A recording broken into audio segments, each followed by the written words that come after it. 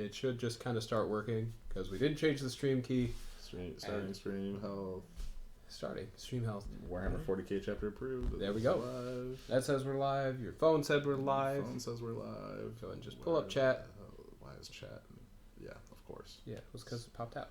Yeah, but it uses Internet Explorer as the lame. super dumb. That is really dumb. Is your primary browser Internet Explorer? We'll stop that. Yeah. Okay, so you know, we'll just have that. Just leave it in. It's there. In. It's there. This is live. It's live. We're live. We're live. Well, what up, nerds? What up, nerds? I'm Lester. That's Nick. Welcome to Your Mom's Basement. And today we're talking about Chapter Approved. Oh, hey, ProgerNet. Hey, Matthew. Matthew. What's up, guys? Wow, they got here fast. You guys got here fast. Yeah. Oh my God, it's like we have fans. It's almost. Hey, so ProgerNet, we're talking about Chapter Approved today. Matthew, we're talking about Chapter Approved. And we're talking about the spoilers that have come out this week about it. And some of the concepts and stuff on that. Things are going great, by the way. Thank you, Proger. So, let's see, where to start with all of this? Yeah. I guess that's really the question. So, Chapter Approved is going to be like a pretty major game update. With the primary thing I'm really concerned with is the updates to there's going to be new faction rules for factions that don't have codexes yet. Which is awesome. Or codices, right? Those are Adeptus Sororitas, Death Watch, Genestealer Cults, Drukari, that's Dark Eldar for all of you who are too cool to know that sort of thing. Harlequins, Imperial Knights, Necrons, Orcs, Space Wolves, Tau Empire, and Thousand Suns. Yes! There's Thousand Suns! There are 3 people in the basement right now who are really excited about their updates. And each one of those groups will be getting a Warlord trait, a relic, at least one stratagem, and in some cases even more, which is a statement I don't find a lot of comfort in. But you're on that list too, man. I am on that list. You're on that Space list. Wolves is on the list. It's just that in some cases even more. I was hoping for more overall. But this book, from what I can tell, is going to be like probably about as fat as the main rule book already. So I guess I can't really cry too much about it. Right. There's a lot of new rules clarifications coming along with it too. Yeah, there's a lot of that. So I'm going to start kind of where they started with the spoilers, and I'm going to start with designing your own Land Raiders. What? Yes, designing your own Land Raiders, which I think is an interesting, weird thing. So they noted in there, and I'm quoting right from the spoiler itself, converting is a great part of the Warhammer 40k hobby. And yeah, it is, right? Like, people can do conversions, and that's cool. Kit bashing is a big thing. Kit bashing is a big thing, and people love it. And, people want to build custom models, or custom-esque models. Yeah. But I don't know. So, from what I gathered from their rules here, right, where they say, like, each Land Raider has a main armament that determines its total transport capacity, and then you pick secondary abilities and secondary armaments, then they say here, from a Chaos Titan killer bristling with las cannons to a Space Wolves assault vehicle armed with both Hellfrost and Inferno cannons. And you know what? That sounds sweet. They made sure to note in the in the spoiler that this is going to be open play. Mm-hmm. Open play stuff, not matched play. Right. So yeah, we typically play matched play around here. So generally we probably won't be seeing this, and I think between us we only have one Land Raider anyway. That's true. For now. But yeah, I mean, we could do an open play game. Yeah. In fact, I'm really kind of thinking about doing one maybe Monday. Maybe live. I don't know. So, that's a good question. Would you guys rather see more live battle reports or more pre-recorded stuff. Yeah, hit us up in the comments on that. Let us know in the comments. We'll give you whatever you want, man. So I noted here in big bold letters, obvious cash grab, but it might be fun, right? Because they're really trying to sell Land Raiders. Sell Land Raiders and these accompanying weapons, right? Right. Probably gonna make some new kits to make things make some of the molds accessible for the Land Raider, like Hellfrost cannons. You don't really see them on Land Raiders yet. Things like that. But hey, I'm still excited. I still like it. What do you think, Nick? I agree. It's definitely GW saying, "Please give us more money. Please give me money. Give us money." But it's gonna work. I feel like it's definitely gonna work. Yeah. I really like the idea. Mm-hmm. I like the idea of being able to just kind of design it and. Yeah, having something you can design for yourself, like from the bottom up, rules up. Yeah. Right, and with.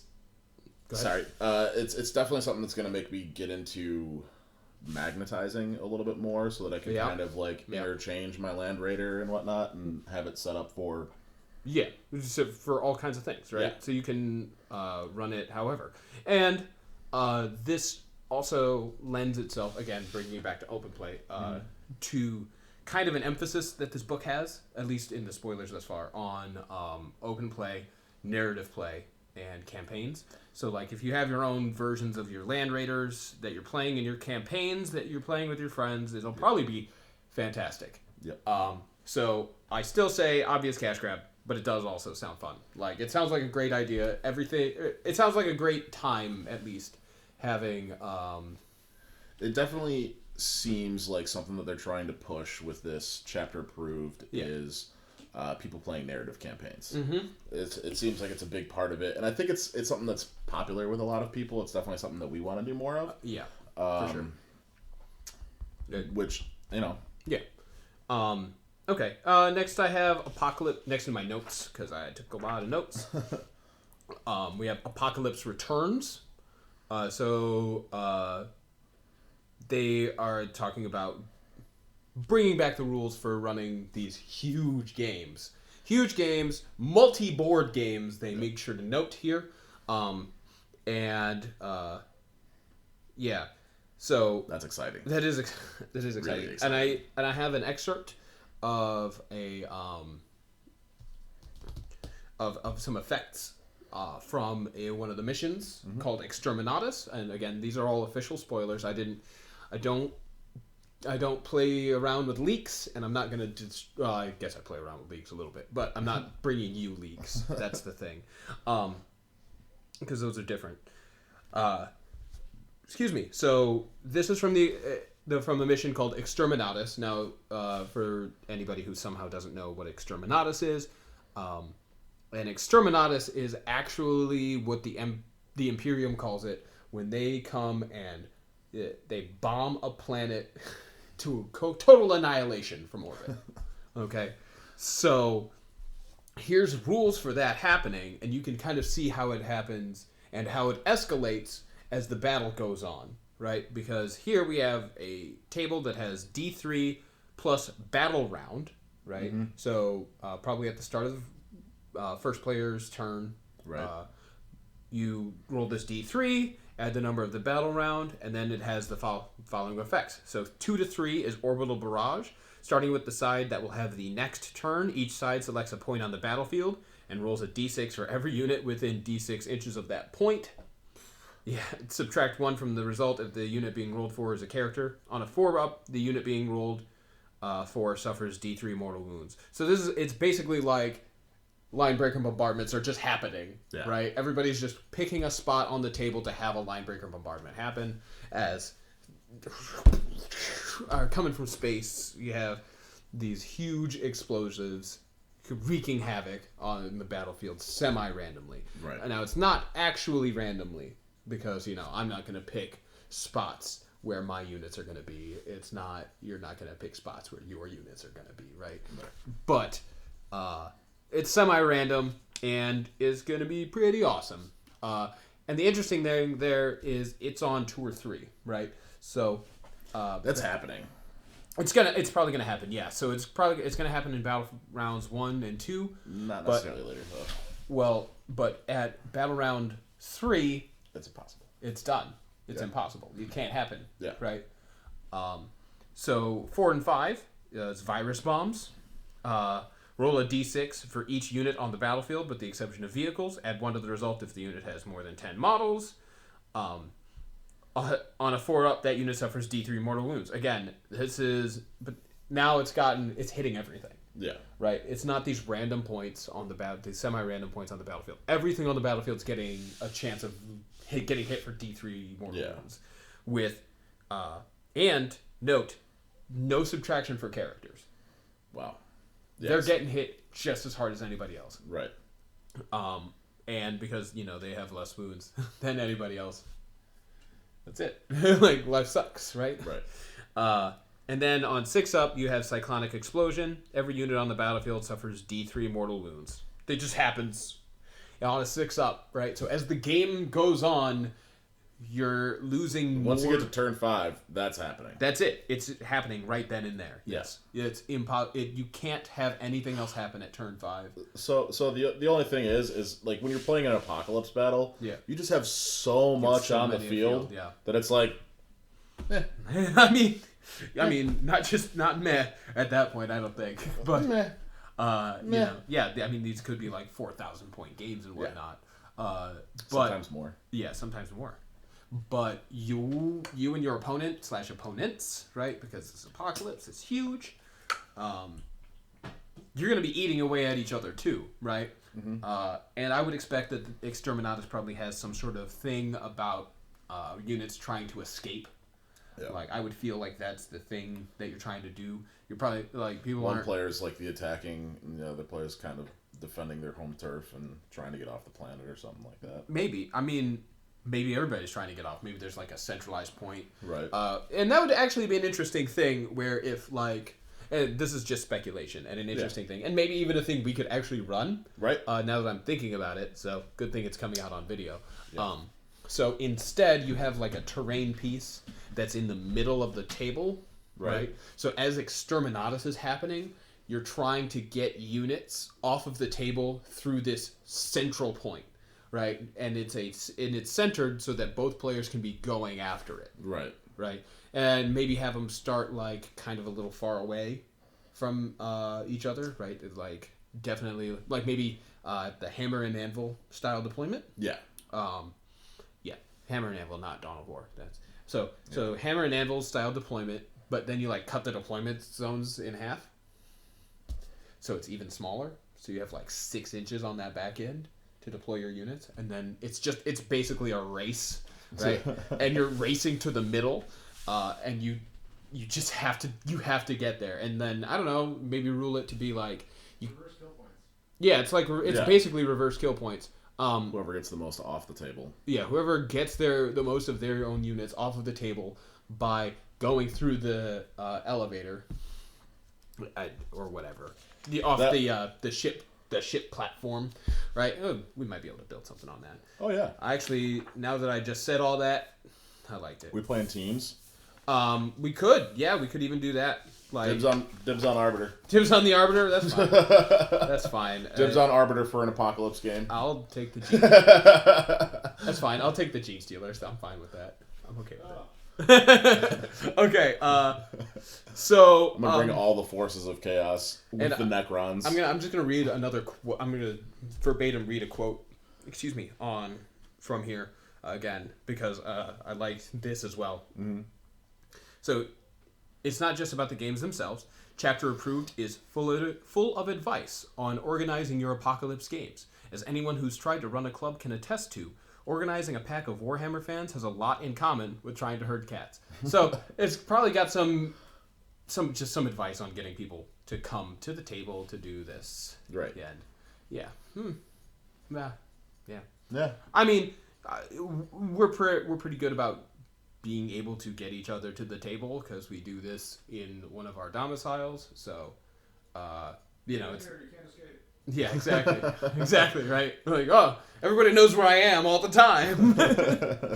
But still like that. It's probably got some good advice for like clubs and whatnot, and that's great. And I think that's great, and shows to.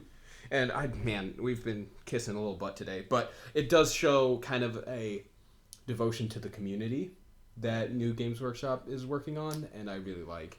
Finally. Finally, hooray! It only took them like 80 years. I don't know how. Workshop is dead. Long live Games Workshop. Perfect. If you somehow didn't hear that, with our amazing microphone, Arbiter from the other room said, Games Workshop is dead. Long live Games Workshop. And I love it. I love it. Okay. And my notes here say, by the way, friggin' sweet. Friggin' sweet. Friggin' sweet. Because, I don't know. I'm going to editorialize while I do this. It's my channel. Okay, so then we have here new missions. So they recently released Open War, or Only War. I don't remember what it was called.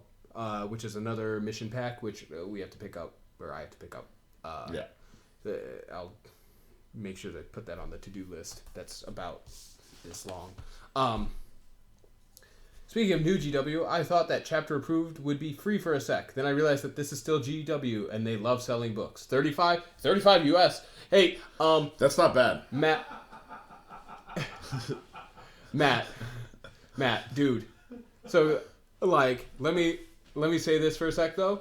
Like, I think that's just the book though. It's probably so they're selling a pack too. Yeah, they're selling model packs. Model packs. Well, not the model packs, but they're selling a like upgrade to the Chapter Approved, which actually comes with the 2 sprues to start upgrading your Land Raider. Okay. And a few other things. Yeah, that's probably not to go along with it. So I'm guessing that's going to be in the range of 60. Yeah, 60, 70.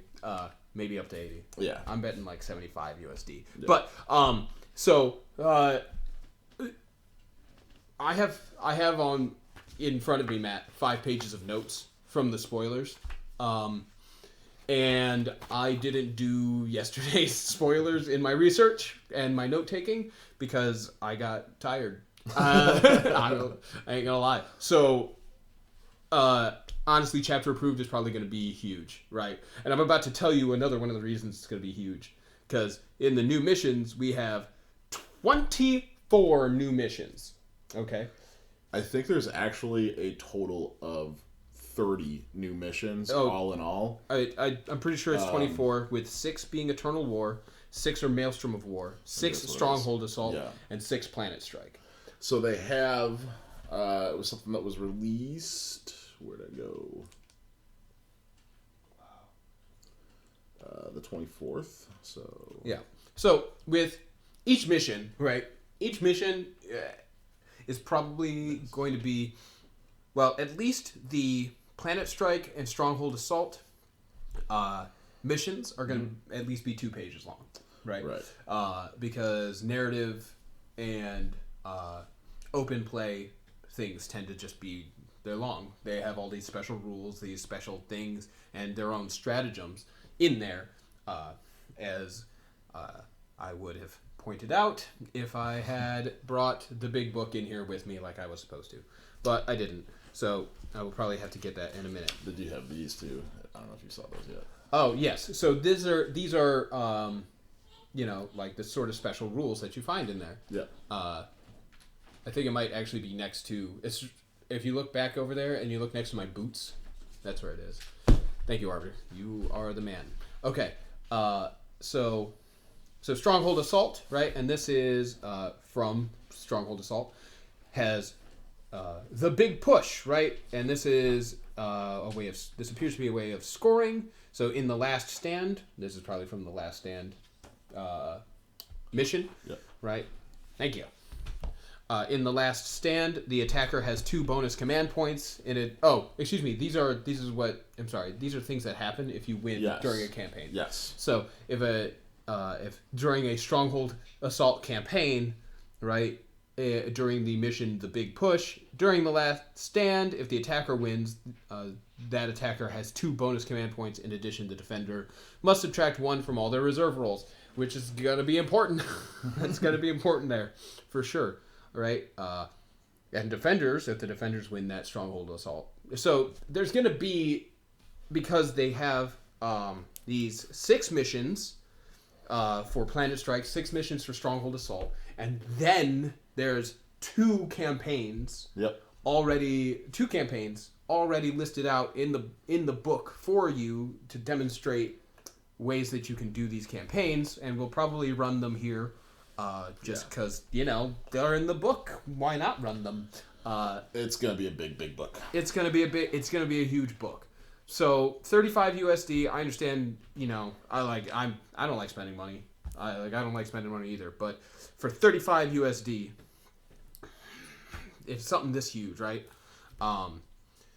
And I printed out in my notes, and I want you to look at this sweet deployment map, Nick. So if you go to the Warhammer community website right now, I don't suggest it if you're watching. Actually, I do suggest it if you're watching, but not on a mobile device. You can look at in the new missions spoiler. I don't remember the date.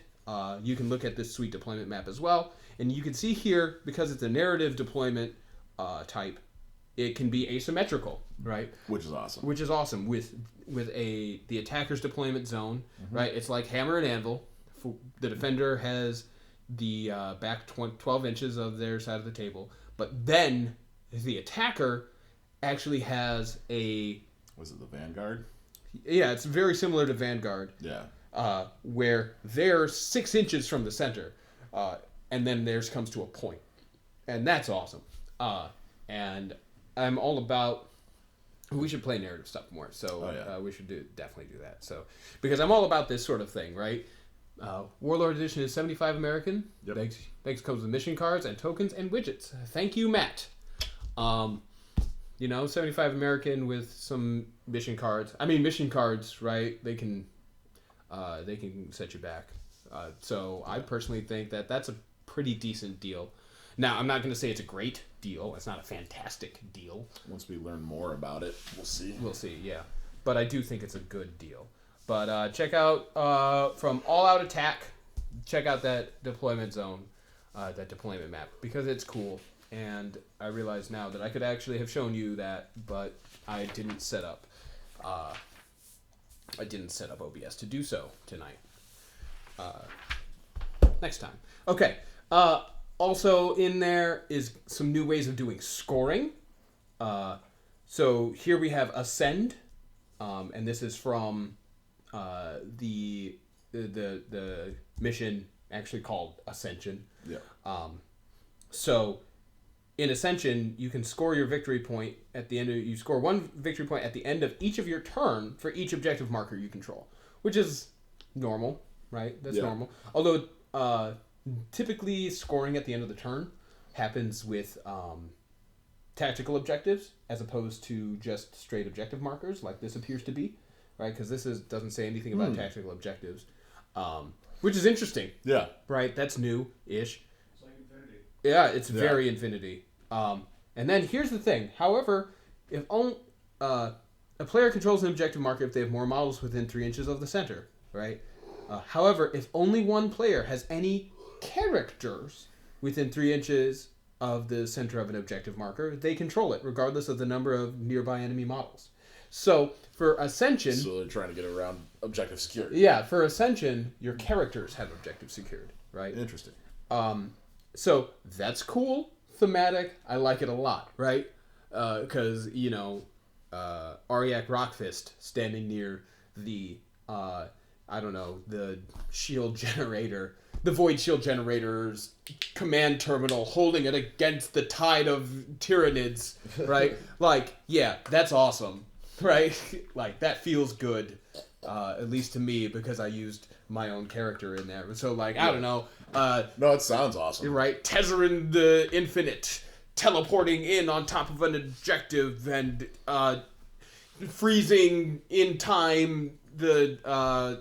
I don't know what else. The Ultramarines to hold it off from them. Cyrus the Fallen coming in and just making everything worse. Yes. Yes, exactly. Cypher the Fallen. Cypher the Fallen. Cypher the Fallen. Just showing up and being really mediocre. Yes, right? all of that sounds really cool to me. But I think it is one of these things that they kind of had to make because part of the matched play changes that they're making for chapter approved is that they're making it so that all of the forces have objective secured as long as you're battle forged, right? Your troops, your troops choices will have objective secured. Isn't it troops? Is it just troops or it's just troops? That's what. Okay. It's just troops. It's not like infantry overall. Right. It's not troops, bikers, halberds. Yeah, it's not like that. No, it is just troops, and I don't really like it. So I don't really like that because things. I think that you don't like that all the troops get objective secured, or you don't like the new way around it. Oh, I like Ascend. I like Ascend a lot. And I think we should probably we might just knit together a mission and play it sometime for everybody to watch, and it'll be great. Yeah. And I think we might use Ascend in there because why not? My problem with objective secured going to troops choices universally is that it doesn't change anything. Right. Right. So, well, I mean, it changes some things. But the thing it changes is that it incentivizes taking troop choices over taking other choices in your lists. Which gives certain lists an advantage over others in some cases. I mean... In some cases. So a good example, right, is guard conscripts, right? Guard conscripts, you can bring 30 of them in a unit. Yep. If they hold on to something, they are holding on to it, right? And objective secure doesn't matter, right? Because they're going to flood that thing. They're going to take that 3-inch space all on their own, and they're going to have more models there, right? So the other thing that they can do, too, is something that I've witnessed with some Necron warriors, where they were strung in between 2 objective points. Yeah, so they won't be able to count both of those or either of them, but they can fall back a little bit to give you a little space and take one that's more important to them. Yes. But the thing about that with objective, or take it from you by moving away from the other one. Yeah. Right. Like, I have units here. I'm sitting on an objective, and now you're strung out between 2, and then suddenly you move away from 1. Now I can't hold that because that's a troops choice there. Yeah. Freaking the thing about troops choices being everywhere though is that I'm worried about game homogeny, right? I'm worried about list variety and game homogeny, and I think troops choices are already very, very heavily incentivized, right? Because taking the battalion detachment, like any list I see ever, it might be multiple detachments, right? But it is always going to be a battalion detachment, and then another detachment, and then possibly another detachment on top of that. Yeah. Right? Or it's going to be a battalion plus X and Y, or a battalion and Z, right? Or a battalion and an Imperial Knight. You know what I mean? And that's because they have the command points, right? The battalion gives you the command points. Yep. And so why incentivize the troops choices further? That's my question. So I think there's 2 answers to that. Mm-hmm. The first answer is you're going to sell more models. Okay, this is probably step 1. Step 1, you're going to sell more troops choices. Yeah. And in case you haven't noticed, there's been an increase in price in certain troops choices. I haven't noticed actually. There has been a little bit. By the way, big tip. Even if it's just $5. Yeah, big tip for everybody. There's a board game. There's a 30K board game, and if you're looking to collect Space Marines of either variety, buy this board game. It comes with like 30 tactical Marines and like 5 Terminators and a Centurion Dreadnought. and I wish I remembered the name of the board game, but you can find it in your stores, Yeah. and it's a great deal. Like you have some extra cardboard and plastic laying around, but whatever. You get like 30 Marines. Yeah. And Terminators. And if you can use a Contemptor Dreadnought. Unfortunately, I can't. It's terrible. Sorry, yawning. Fair. Not that you're boring me. It's Sure. Yeah, tired. Yeah, you're always tired. And then the second thing is it incentivizes pretty much everybody to bring a battalion detachment. Yep. So they're kind of figuring, well, if we have more troops choices on the table, Yep. then it's gonna kind of even itself out. Right. Whereas before it was like, oh, your army has objective secured with these units, and I don't have objective secured. Right. So it's just kind of like, even though I have 2 units of 60 guys right here, and you have 1 guy. I mean, hey, yeah, like, do it. Do it, Matt. So Matt says, maybe I should be a terrible human being and start a Gretchen Revolutionary Committee. 180 Gretchen troops and battalion detachment. I mean... Hey, man. If it works, it works. And, you know what? We're gonna talk about a thing in a minute that I think you're gonna like a lot. You and your orcs. So the other thing, too, about troops choices and them having objective secured is... it's very much mission dependent.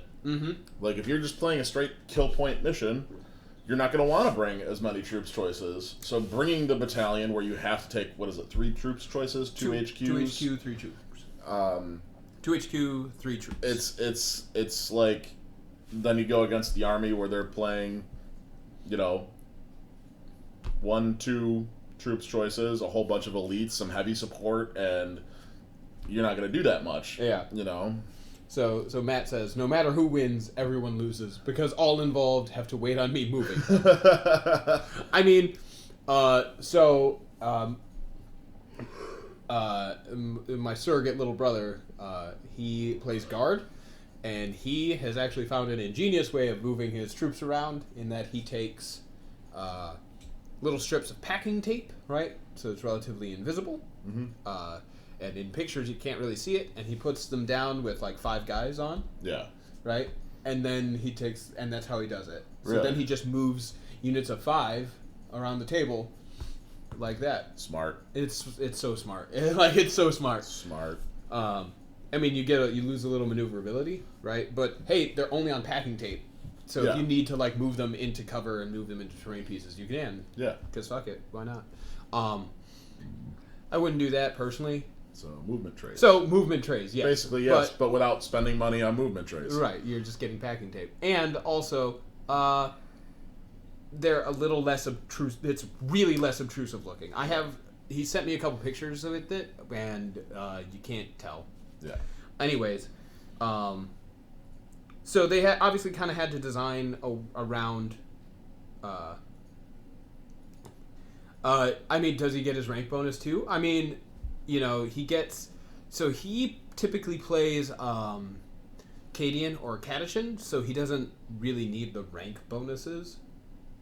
I don't know what WHFB is, I'm sorry. What's WHFB? Because you said RIP WHFB, and I don't know what it means. Sorry. Anyways, so having to kind of design around... objective secured is kind of obvious here, right? And I understand... I think maybe what they're trying to do is... RIP, Warhammer Fantasy Battle. Yeah, I mean, it's dead. But I'm sure people use trays and stuff for Age of Sigmar. Yeah. They get some pretty big units there. So, I think what they're doing with Ascend there is they're kind of... It's almost like an errata to something that I feel like... should have been... in the game to begin with. I feel like characters should have had objective secured. I mean, that's a pretty good point. And now this could, of course, we're dealing with spoilers here. No leaks, only spoilers. So I haven't seen the Ascension mission. Right. Right. So this objective is called Ascend. It's from the Ascension mission. It might be a one-off. Right. Right. And it might be a purely cosmetic, narrative game thing. That is totally possible. But if it is, I think it should appear in more things. If it isn't a one-off and it's in a bunch of these new missions, then I see where the design space went, and I see why it happened, kind of, except for the cause, right? Like I didn't really see why Objective Secured had to come back, but that's me. And yeah, so there's that.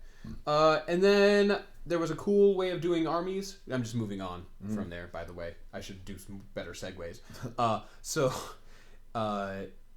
There was a cool way of doing the armies portion of before deploying from a mission that they spoiled a little bit of called Roving Patrol. And I really hope this is in more missions besides just Roving Patrol. In which each player selects a battle-forged army to an agreed points limit, and then they split that army up into 3 forces. Yeah. All right? With as equal a number of units as possible. And then you roll a d3 before to select which one is deployed. Right? And then that's your starting force. And then if you have less than 3 units, randomly select the unit to be the starting force. Right?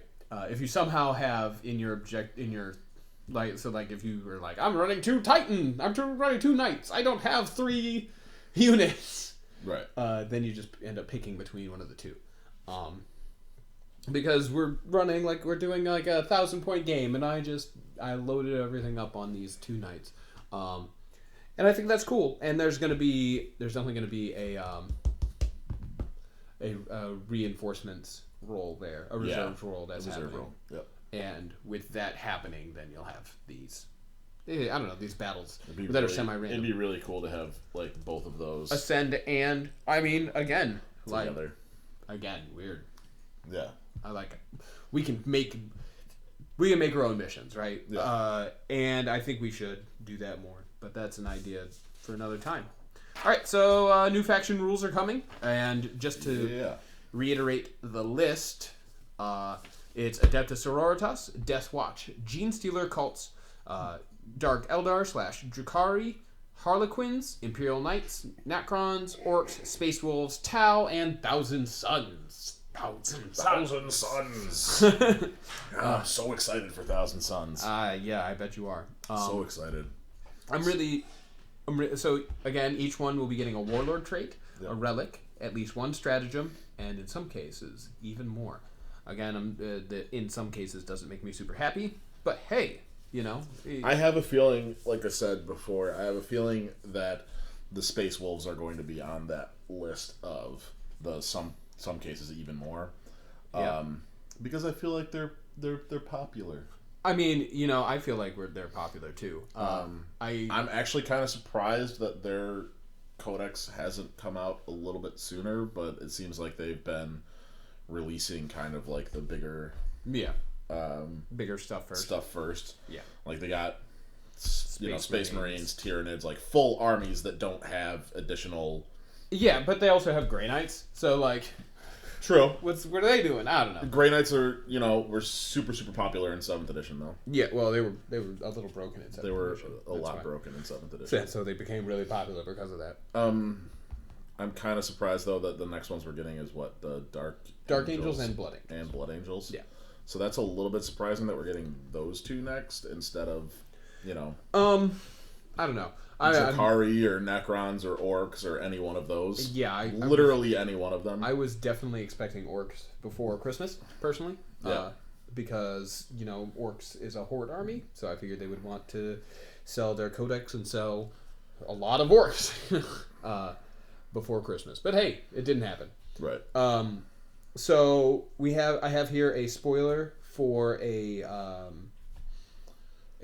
relic from the Imperial Knights, and I'm really glad that they didn't put down the Questor Imperialis on here. They just listed it as Imperial Knights. Mm-hmm. So it's for the Ravager, which is a relic Reaper Chainsword. Mm-hmm. Now the standard Reaper Chainsword profile is Strength +4 for a total of 12, AP -3, and then damage is 6. Just straight up 6. Just goes around 6ing things all day, all night. Just 6, 6, 6, right? What do they hit on? 3? Yeah, they're gonna hit on 3s.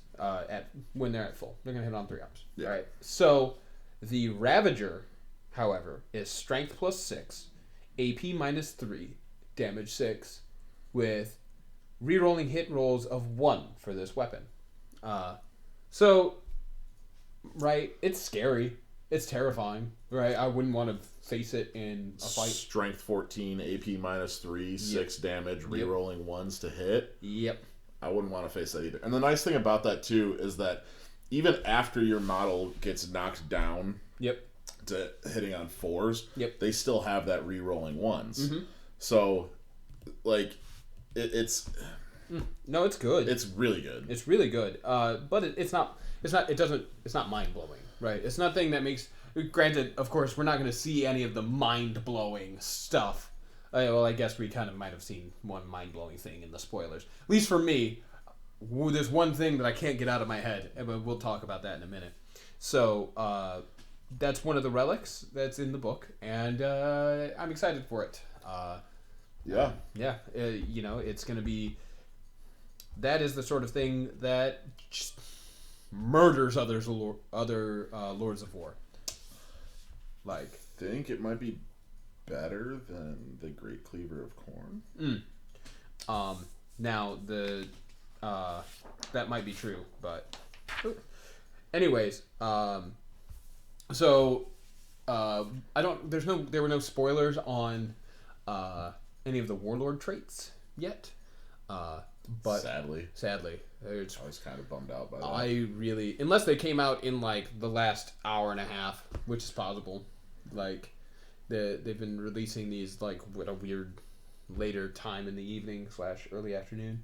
But with the but they have released some of the stratagems, and I'm pretty excited about at least one of them. So. Let's get on to that, especially because they will... It's better than the Cleaver of Corn in Slash, but not Smash. Okay, that's fair. So, the Harlequins got the prismatic blur. Yeah, a bunch of my notes didn't print, so it's fine. I can... So, prismatic blur... a Harlequin's holosuit projects a shimmering light storm, whatever. Use the stratagem after a Harlequin's unit from your army has advanced. Alright, that unit has a 3-up invuln save until the start of your next turn. Yeah. And that is 1 CP. Right? Yep. So, Harlequins, they're a type of Eldar. They are the, like, weird gray Jedi of the Eldar, I guess. And that's cool. That's a really great way of increasing their survivability while you're still utilizing their high speed. Right? Like, they are fast, they are furious, they're laughing all the time. And they basically have a goddamn jink. And that's scary. I mean, fortunately, it's a stratagem, right? So you can only use it once per phase. Yeah. And you only have a limited number of them. Right. However, if they wind up being anything like the Eldar, who have the... which one is it? One of their factions gets the ability to get command points back. Oh. So, you ready for some shit? Yep. So, I'm pretty sure Harlequins and Eldari and Drukhari all share at least one keyword. You're probably right about that. You're probably right about that. And if that's the case, then you can bring Harlequins with that and spend a command point to Jink. Yeah.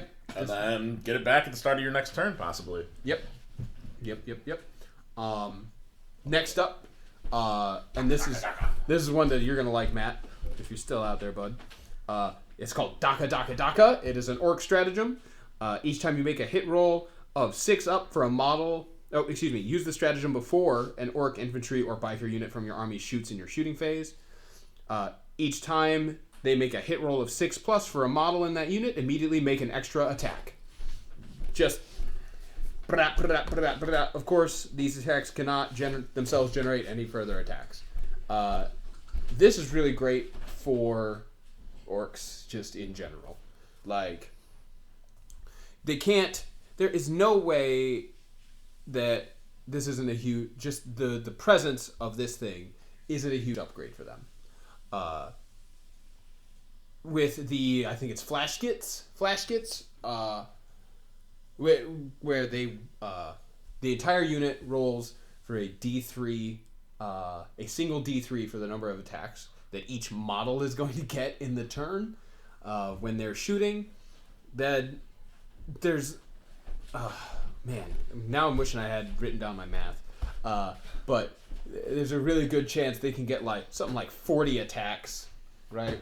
Like 30 shots in a turn, right? And then they're gonna re-roll. They're obviously gonna re-roll whatever ones that they fail. Yeah. Or so if you roll a D3, you roll a 1, use your stratagem to re-roll 1, right? Now you've used 2 CP, sure, but you're probably going to be shooting like, let's just take... Well, you couldn't use both that and your... Oh, no, you would be able to use them. Yeah. Can you? Yeah. So you can use more... Yeah, you can use more than one stratagem in the same phase, but you can't use the same stratagem multiple times in the same phase. Got it. At least as far as I've understood it. I'll have to check one more time, and read through, but that's as far as I understand. Yeah. All right. And then, now my favorite thing from the spoilers thus far, and the thing that has kind of blown my mind, is True Grit. So with True Grit, the Space Wolves, thank you. What you do is you use this in your shooting phase. You choose a Space Wolves infantry unit from your army that is within 1 inch of an enemy unit. In this phase, models in that unit can fire their auto bolt rifles, bolt guns, bolt rifles, and bolt carbines as if they had the pistol 2 type.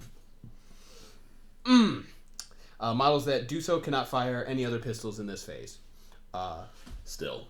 So Gives you 2 shots. 2 shots in melee with your bolt gun. Or, in the case of the Primaris Marines, with your bolt rifles, right? And so, I was thinking about this, right? I was thinking about this in insofar as the freaking insofar as who does this really help, right? Because and how this changes the Space Wolves as a force, right?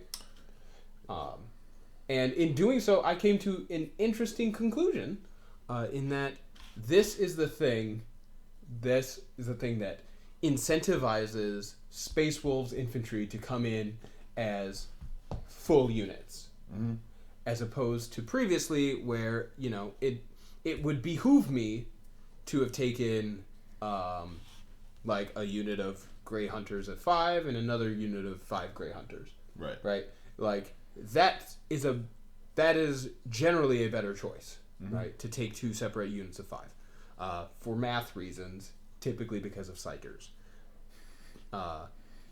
But now I'm gonna want to take full units of Grey Hunters, and then I was thinking to myself, well, okay, so the ideal situation in which you will use True Grit, right, is after you've survived a charge. Okay. So, usually things that are charging other things are pretty much trying to murder them, like, for sure. It's super handy against Tyranids.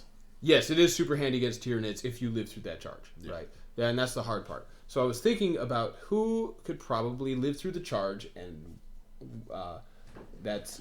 Was that just infantry, or is that just any unit in the army? It is infantry. Okay.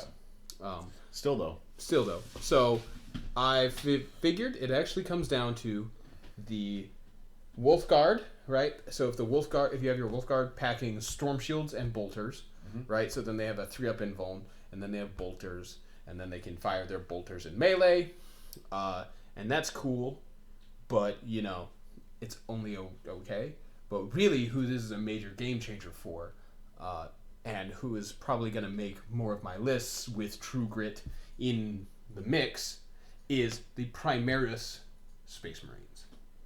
Right? So Space Wolves at first didn't really have a lot of reason to take the Primaris guys, and in fact we had like a bunch of weird things happen because they came out as they were released as regular Space Marines but not as Space Wolves, right? A lot of that, like the Primaris Librarian, the Primaris Chaplain, the Primaris Apothecary, right? Like we just don't have access to a lot of that. And the Redemptor Dread, for a minute we didn't have access to the Redemptor Dread, which is ridiculous, right? As we talked about last stream, which reminds me I have to talk about last stream for a sec. But anyways, point is, Primaris Marines, they are like a flat 200 points for a unit of 10, right? Right.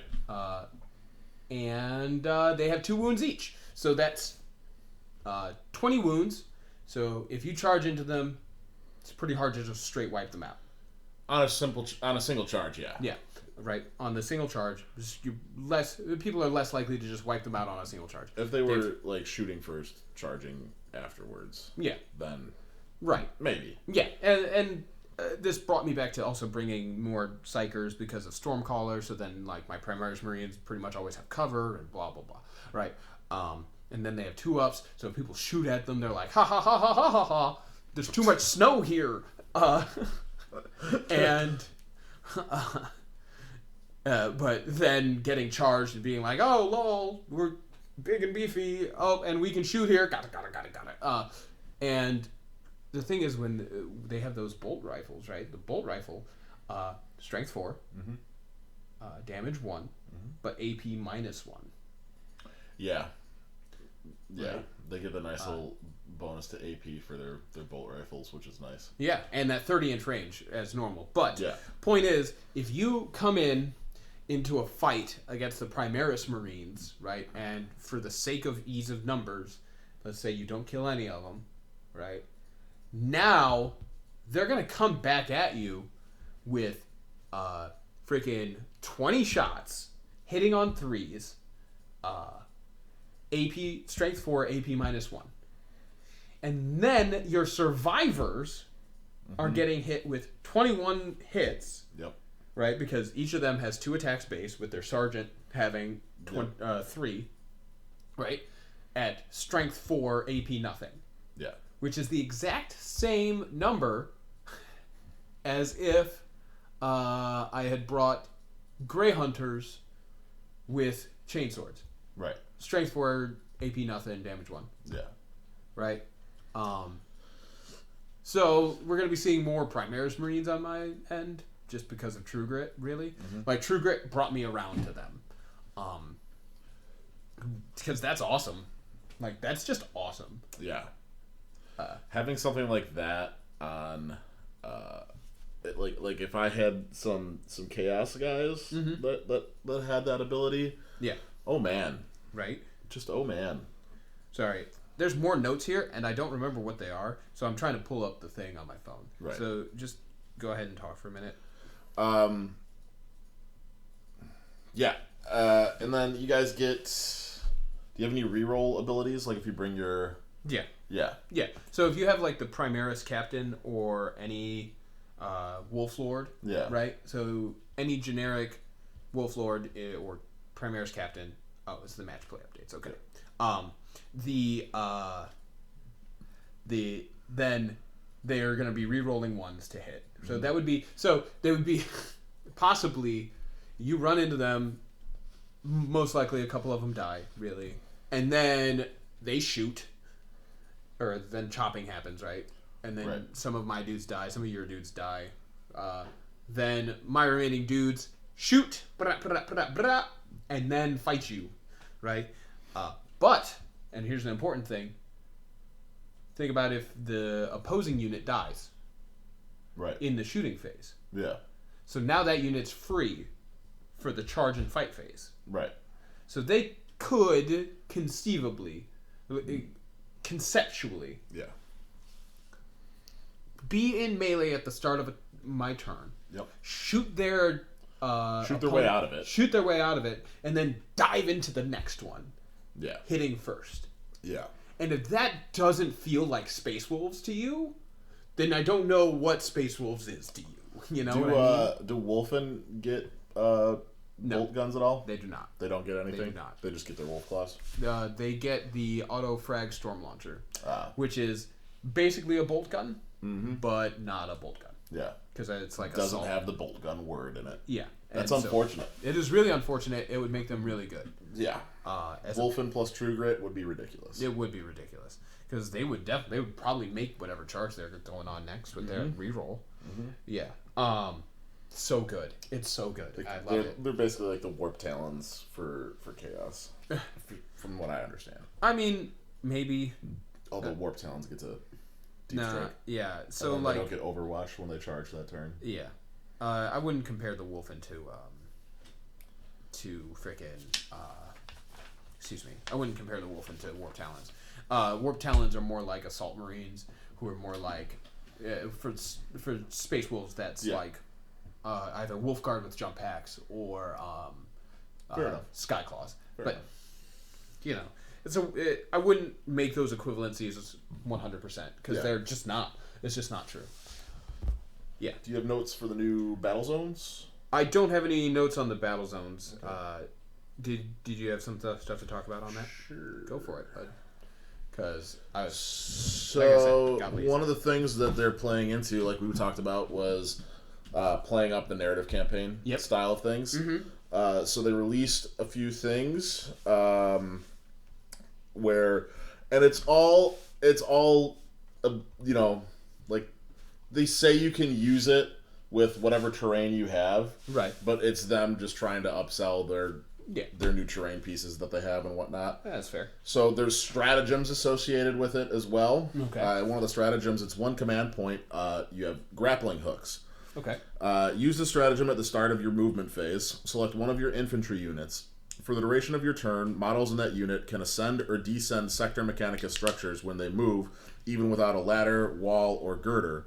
Furthermore, for the duration of your turn, do not count any vertical distance that unit moves against the total they can move that turn.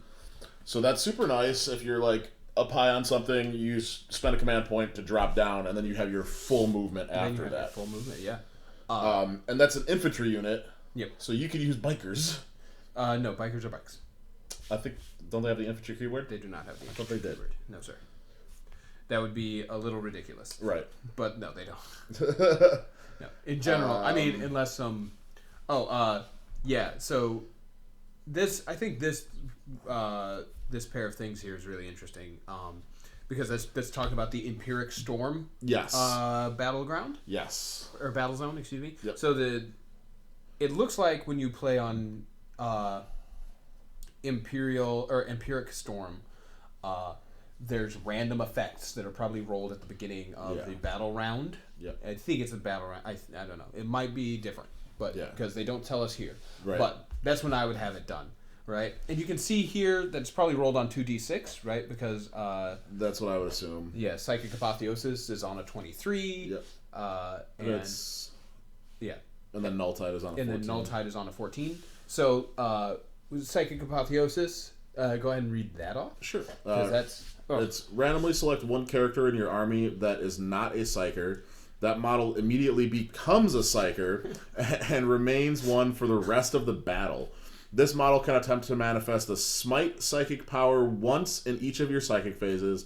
However, this model suffers perils of the warp anytime they fail a psychic test. Yep.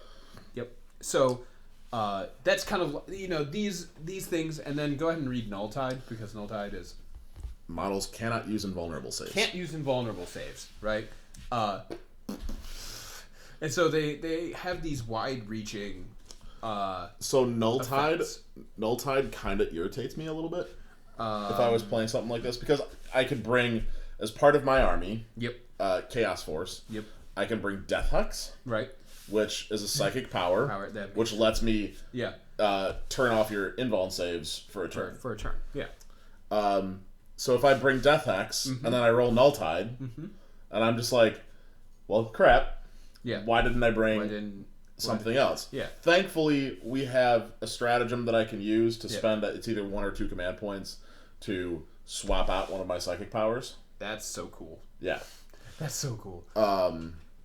So there's ways around it, but then unfortunately for me, I have to spend command points to kind of negate it. Yeah. So these battle zones, right? Yeah. They're touched upon a little bit in the big book as well, Yep. which is kind of where we get Planet Strike and Stronghold Assault.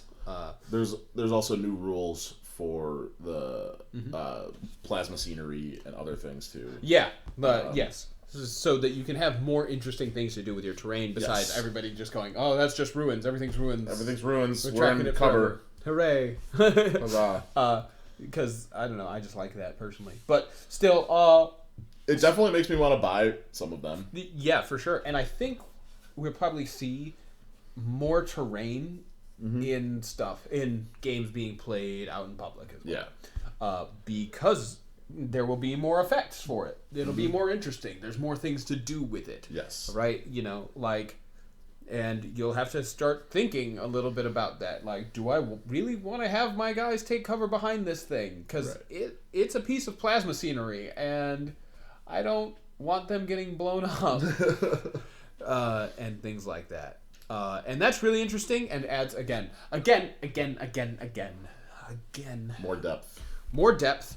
And it's pushing, they're definitely trying to push more of these narrative things, right? Trying to push more of the, I want to say hardcore casual, but that's not that doesn't feel right. But the more casual sort of play, right? The non-tournament play.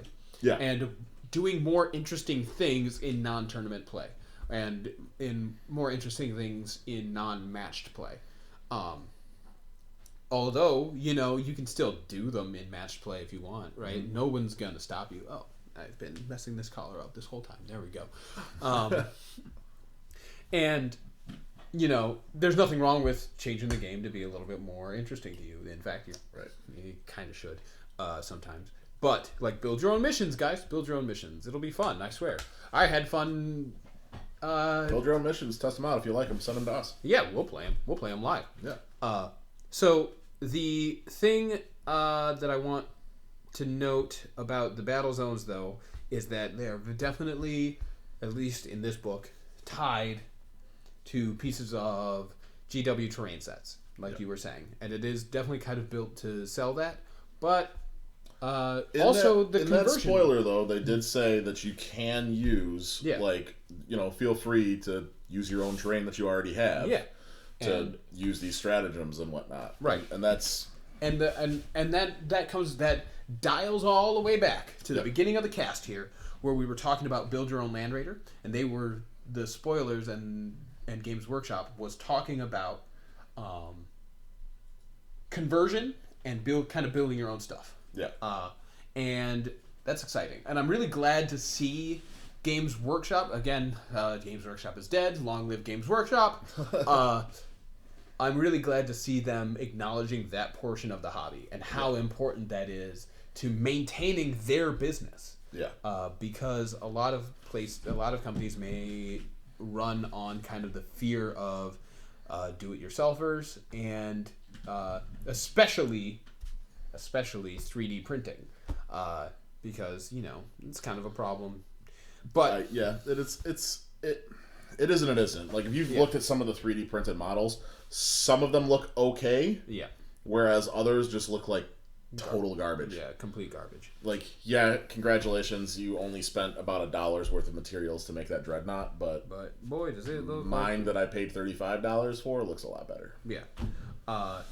Okay, so going to tournament play and matched play rules. Yep. So they're changing a lot of stuff, and a lot of this stuff is going to be probably part of the missions and whatnot, and things.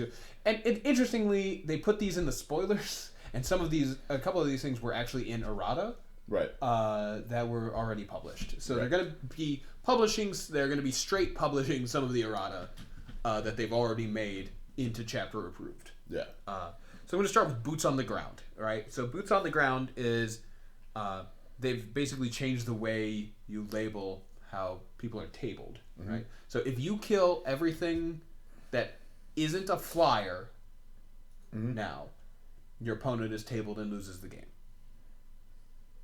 Right? So if you kill everything but my Stormwolf, I'm done. That's it. Game's over. Right? If you also, flyers can never control objectives now. Right? Man. So if it has the unit type flyer, it can't control objectives. Right. Which is fine. I think that's fine.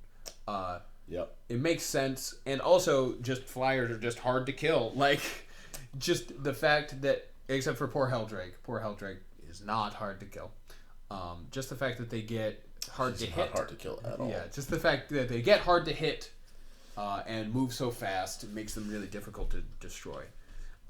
Let's see, objective secured. They're giving everyone objective secured. We already talked about that, and I've already whined about it.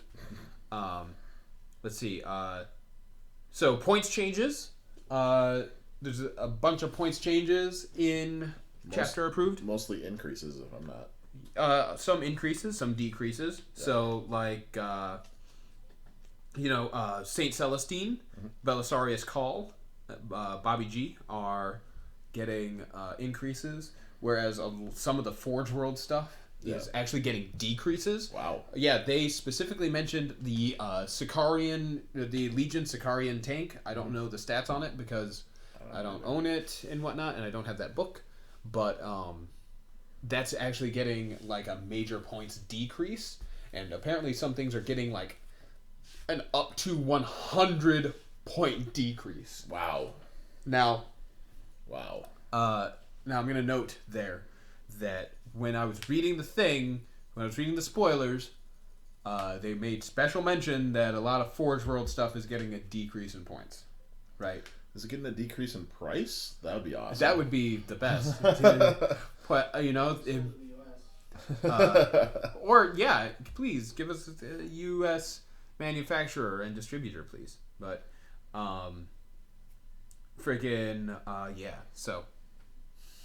that one's a little obvious. But hey, if it means more interesting models on the table, then I'm all about it, right? Because I want interesting games.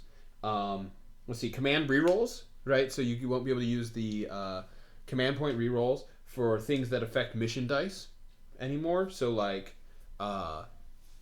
cease the initiative, the random to extend the game. Yeah, the random turn length, things like that. Probably objective points, right? If you roll your D3 objective points or D3 plus 3. I kind of like, I agree with that for the most part, where there's only one time that I disagree, and that's for seizing the initiative. Okay. I feel like with seize the initiative, you should still be able to spend a command point to reroll it. Just once, obviously. I mean, you only get the one, and anyway. And it's on a 6. It is. So, and there's, as far as I know, so far, in all the codexes that we have, there's no army that gets, like, you seize the initiative on a 5-up anymore. Right. I haven't run into that yet. So, and I don't know. Although if anybody who's going to do it, it's people who aren't out yet. Drakari, Space Wolves, people who kind of have like a raidery, maybe Dark Angels who have kind of like a raiders, and like maybe Necrons. Maybe them. Yeah. But like, I would imagine that the armies that are supposed to be fast, right, or who are supposed to be like, we come out of space, here we are, we have chainswords, forces, right, would be the ones that would have that. Also, maybe even having one reroll on something that's a 6-up, is actually like. Takes it from 15% to 25%. There you go. So it is actually a huge. It's a 10% increase. Yeah, a 10% increase, which is enormous for something as important as the first turn.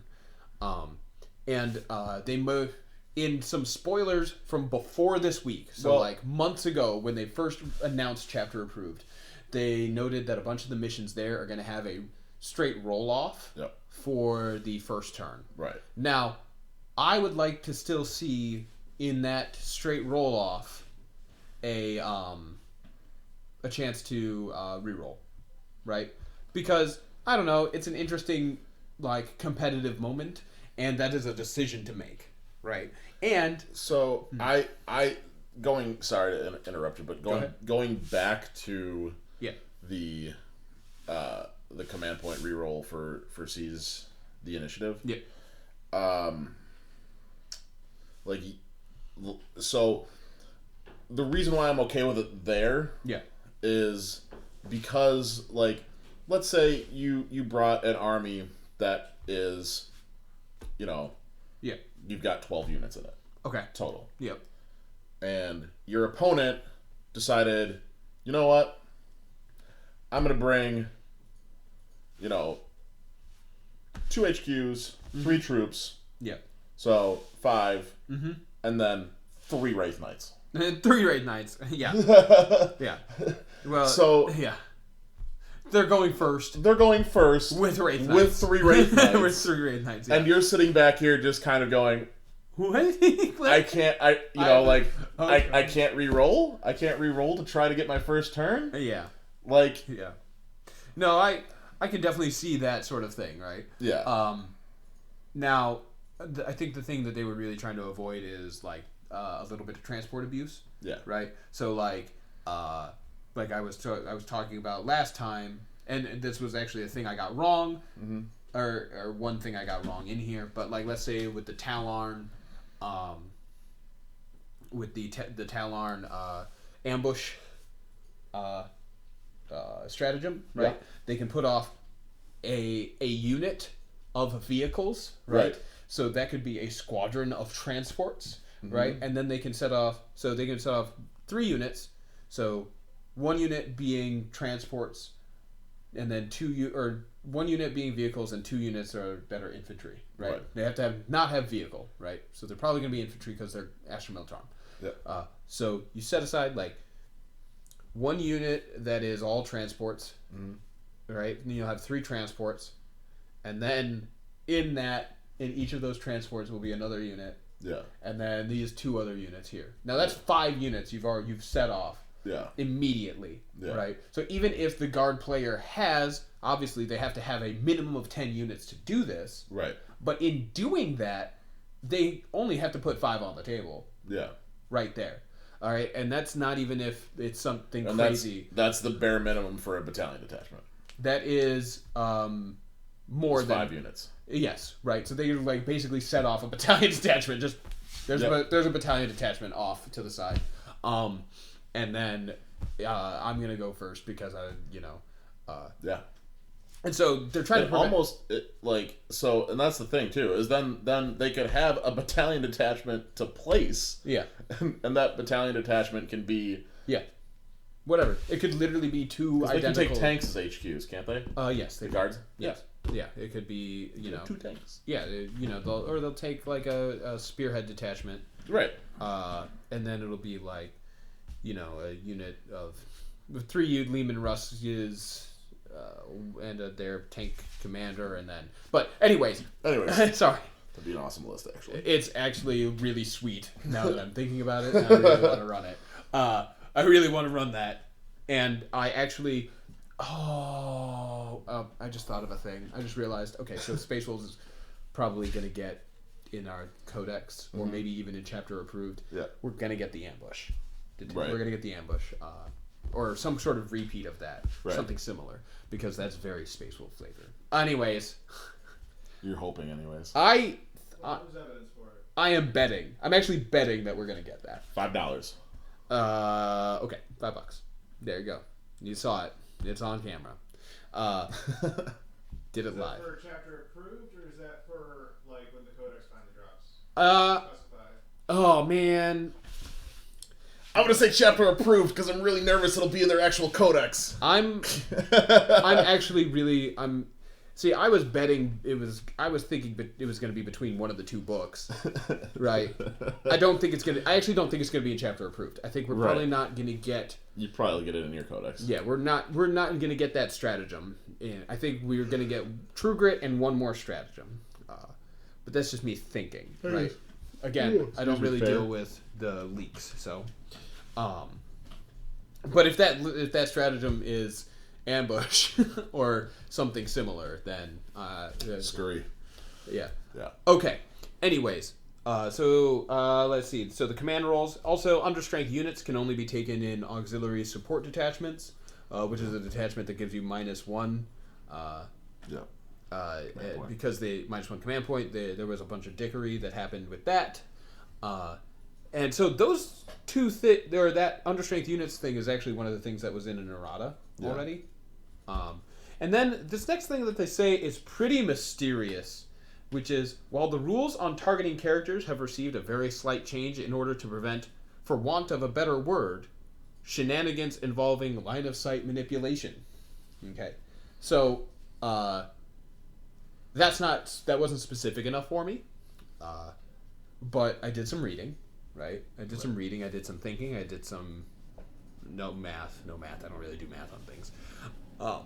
And trying to figure out what I thought they were going to do with it. And there are a couple rumors that I'll talk about. So we'll go ahead and we'll switch to the demo cam and show you this. All right, looks sweet.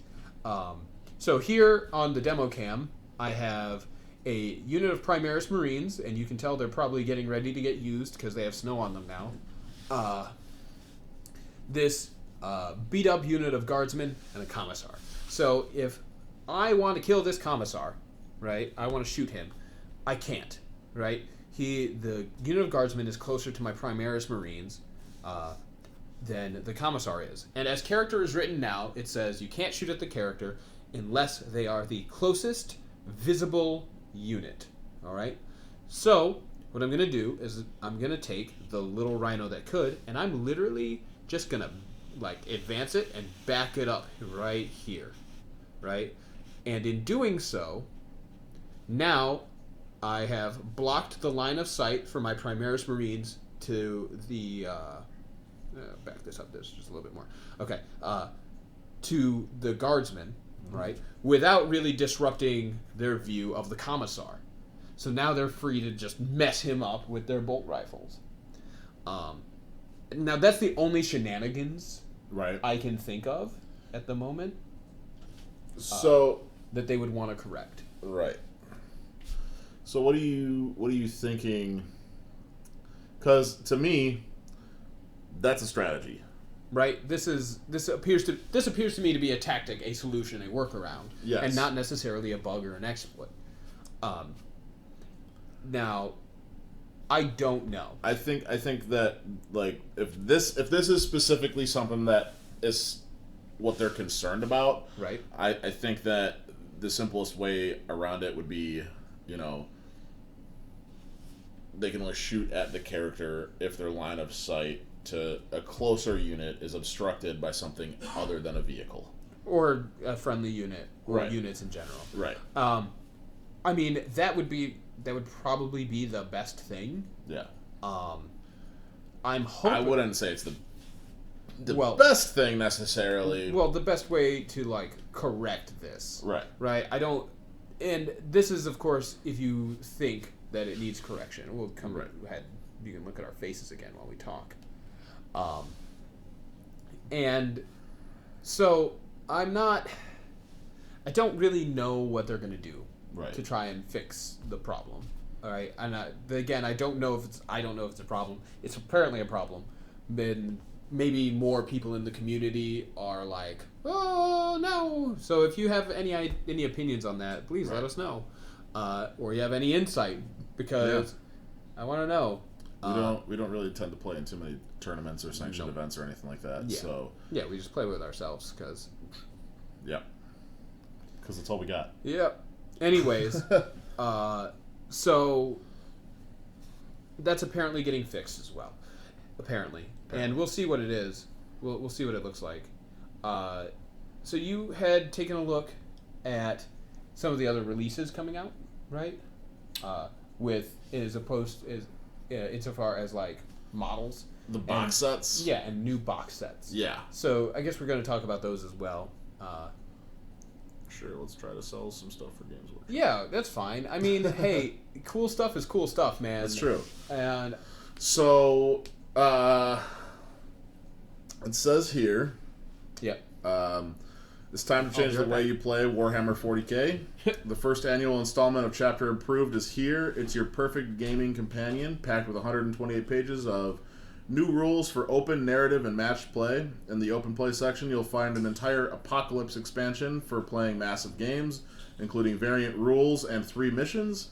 There's also a set of rules for customizing your Land Raiders, which we've already gone over, with different weaponry, allowing you to kit out your vehicle to fit your playstyle. So, this is all just going over the stuff that we've already discussed and whatnot. Yes. So, it says, Chapter Approved 2017 is available to pre-order in paperback and ebook formats, including an iBooks exclusive enhanced edition. Okay. There's also a fabulous Warlord edition, which includes the book alongside 24 exclusive mission cards detailing the Eternal War, Maelstrom of War, and Planet Strike, Stronghold, Assault missions from the book. All right. Alongside 47 stratagem cards, various useful tokens, 2 turn and victory point trackers, and a pad of 50 army roster sheets. And then, if you plan on building one of the new Land Raider variants in Chapter Approved, you might also be interested in the Terminus Ultra Upgrade Pack, which contains 2 sprues, giving you weapons and additional sponsons to add to your Land Raider and build this devastatingly powerful variant. Okay. So, it goes on to talk about they have, let's see, 1, 2, 3, 4 new boxes for 40k that are coming out. So you have the Orcs Cult of Speed. It's led by a mech with a shock attack gun, backed up by 11 boys and 5 Ludas, plus a bandwagon and truck for them all to ride in, and they're supported by 3 war bikes as well. You know what I would be interested in seeing? What's that? Also, by the way, that's a great box. That is a great box. That's a great starter box. Yeah, they come collect orcs. Yeah. You get 22 models. It does remind me a little bit of the Start Collecting boxes. It's very similar. Put out. It's similar, but I feel like it's better. Maybe. Because you get a wider variety of units. Yeah. So, you know what I think would be interesting to come back? Probably probably won't come back in Chapter Approved. It'll probably come back in the Orc Codex, and that is Red Ones Go Faster. I kind of hope that makes a reappearance, just because I think it'd be cool if it was like a stratagem. Yeah. And it'd be interesting to see a stratagem that kind of has a painting recommendation in it. Like pick a at the start of your movement phase, pick a unit of orcs, or like an orc unit. It would probably be like bracket tribe unit that is a biker or vehicle. And then, or flyer, and then it moves. If it is red, it moves 2 more inches this turn, right? Like that would be really cool. I bet. Yeah. Do it like the Tyranid second advance. Right. Pay a command point and then get another advance, but they also have to roll dangerous terrain. Yeah. Take mortal wounds. Yeah. Right. Yeah. That'd be awesome. That would be amazing. That would be amazing, and I really hope it actually wants you to paint them red, though. Like, I'm not really into like people telling you how to do your hobby, except that. Except for Red Ones Go Faster. So the next one that's in here, which in my opinion is probably one of the better ones, is the Astra Militarum Battle Group. Okay. So you'll find the start of a platoon with a 5-man command squad and 2 10-man infantry squads, backed up by 3 Ogrons, a Sentinel, and a powerful Leman Russ battle tank. And there's also a Chimera to mechanize one of your squads. I mean, that is almost 2 detachments. Yep. That is very close to 2 detachments, and it's like 1 model short from 2 detachments. It's 31 models total. Yeah. Wow. That's awesome. That's rad. That's really great, especially for somebody like you or where I love these. Any guard player. I love these boxes for collecting secondary armies, right? So like I got a start collecting box for Astra Militarum. That's where I got like my one of my Lehman Russes and all of my infantry. And then I bought a command squad, and I'm like, oh, I have enough to field an Astra Militarum force for real once I paint them, and that's cool. Yeah. It's just, I don't know. So I like it. The next one is for those who want to start collecting Tau. So it's the Rapid Insertion Cadre. Okay. It includes a commander, 3 XV-8 crisis suits, 6 XV-25 stealth suits, and an XV-95 ghost keel, along with 11 tactical drones. It's pretty good for Tau. Yeah. The shootiest of shooties. The shootiest of armies. So next, you've got, which is actually really cool to me, the Gene Stealer Cult's Insurrection. Okay. Includes a 5 model Brood Coven, including a Patriarch, Primus and Magus, alongside 10 Neophyte hybrids, 5 Acolyte hybrids, an 11 model Neophyte hybrid squad, and a Goliath Rockgrinder. Neat. So I think Gene Stealer Cults is probably one of my favorite additions to this edition of 40K, where you have this, I don't know, what I love is that it feels fluffy. Yeah. Right? It's so like, oh yeah, that's a thing that happens. That is a thing we've talked about in the fluff before, that the Gene Stealer cults are a thing that exist, and that they will appear, and you'll have to fight them, and they're guardsmen, and that's rough. Yeah. And that's awesome. I love the Brood Brothers thing. Yeah. I kind of wish there was, and this is probably just pandering to Chaos because, lately we've been pandering to Chaos a little bit. Yes. But I kind of wish that there was like a Brood Brothers equivalent for Chaos. Yeah. So you had like, and I understand that would probably just end up taking a lot of the place of the actual cultist units. Right. But I really wish there was kind of like hey, you have Chaos Guard. They're here. They worship Chaos. They don't get regiment bonuses. Right. Right. Like the Gene Stealer cults don't get regiment bonuses for Brood Brothers. The regiment bonus is that they're in a Tyranid group. And that I would love that. Yeah. I would love that. That would be really as a Chaos player. That would be very cool. Yeah. All right. So that's all the notes I have. Yeah. That's all the notes you have. Yeah. Let's do a little speculation. Okay. Okay. So, because I wanna do some speculation. I want to see what we can come up with, and then maybe see how correct we were when Chapter Approved comes out. Yeah. And we'll go through the book once we get it, and we'll talk about that sort of thing. Bingo cards. You want to make some bingo cards? We'll do that some other time. So we have here Adeptus Sororitas, Death Watch, Gene Stealer Cults, Dark Eldar, Harlequins, Imperial Knights, Necrons, Orcs, Space Wolves, Tau Empire, and Thousand Suns. Okay, so each is getting at least a Warlord trait, relic, and at least one stratagem. Yep. Okay, so I want to go through, right?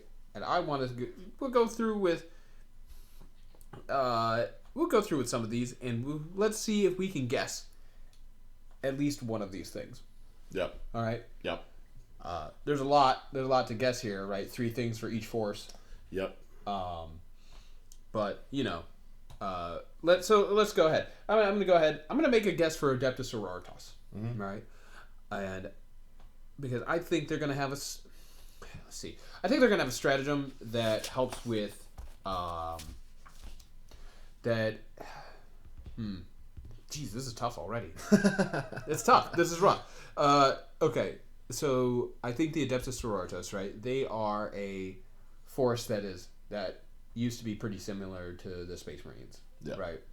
Kind of like with female bodies, and that was kind of the thing. And they were not quite as good, right? Because they're not Space Marines; they're regular people, right? But they're so we're gonna see some stuff but they're really devoted. They're highly devoted to the Emperor. And so we're going to see some stuff that really involves that faith and the Sisters of Silence and things like that. So I think we'll probably see some kind of deny the witch stratagem.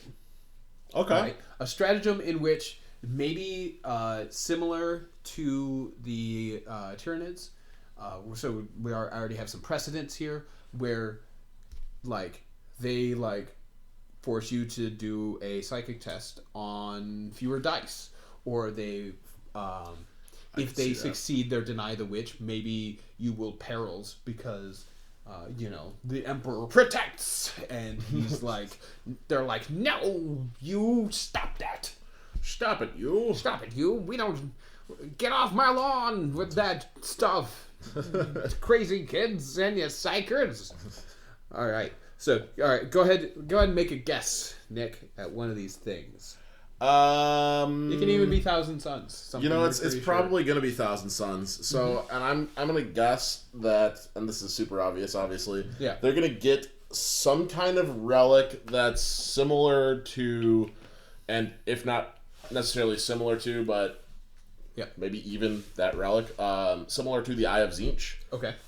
Which is +1 to your psychic tests and deny the witch checks. Okay. I'm guessing they're gonna get something similar to that. Okay. Just because, like as a relic. As a relic, okay. Yeah. If maybe even as a stratagem. Ooh. All right. Let's see. I'd hope for something that goes along with the flavor of them being just very psychic heavy. Yeah. Very. Mm-hmm. So like Rubric Marines, you take them, you get a psyker. Yeah. Terminators, you take them, you get a psyker. Yeah. Like, there's just everything in that is just revolving around psychers. So if there's not something to go along with the flavor of that, then I'd be really surprised. Okay. You know what? I'm gonna keep at it with the Space Wolves, and I actually, but I think this next thing is probably gonna come in chapter approved, right? And not the Codex. Mm-hmm. I think Space Wolves is gonna get some kind of because we have a lot of flavor on melee, mm-hmm. right? And being like fast mm-hmm. and heavy striking.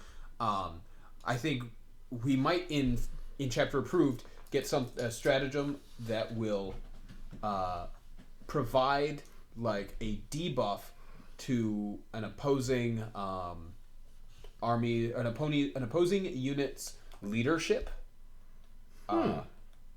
when in melee with the Space Wolves. Okay. Right. So like I could see that being a thing. Yeah. So like doing some leadership damage to a unit that they're fighting, and because the Space Wolves are coming in and they're like biting people's throats out. They're like tearing off faces with their bare hands, right? Because they're brutal. Yeah. Right. They're like, we're barely controlled most of the time. I feel like that's something that would be more of an aura. So I'm actually basing it off of the auras of Lucas the Trickster, right, and Ulrich the Slayer. Okay. So Lucas the Trickster actually lowers the leadership of any unit within 3 inches of him, right, by 1. Any unit, friend or foe. Yes, yeah, and it's like what the shit, dude. Yeah, he's the worst. Everybody hates him. Yeah. Him and Cypher might get along pretty well. Probably. Except the thing about Lucas though is that like he still also has an aura called Bloodclaw Hero. So then like Bloodclaws that are within 6 inches of him add 1 to their hit rolls in melee. So it's like make up your mind, bro. Yeah, like are you in? So like So I could see something that would be like a stratagem that extends that range. So like your auras are increased to X amount or even doubled for Space Wolves for certain things. Yeah, I could see that as well. Space Wolves has a lot of flavor for like we're the character faction. Yeah. We have all of these named characters, and they're all really cool. So many named characters. And we're heroes of every one of us. So I can definitely see also that sort of like, here's a stratagem involving the their auras and increasing the size of them, or like stifling the opponent's auras. Yeah, that would be cool. I feel like that's something that would be more in flavor with Grey Knights. Okay, yeah, probably.